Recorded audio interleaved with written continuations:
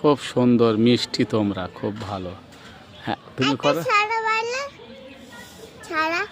ছড়া বাক্সে ভরা 100 ছড়া, বলতে পারো কেমন পড়া? হুটপাট ছোটে পেলা।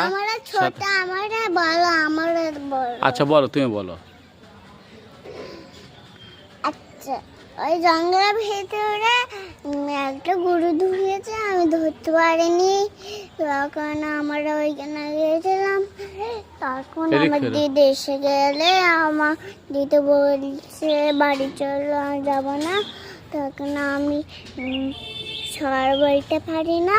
তখন আমি গরু বাছুরকে ভালোবাসি, ওদের গরু বাছুরকে এখানে চলে আসে।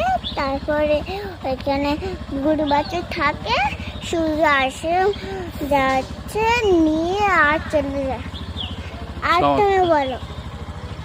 চমৎকার চমৎকার।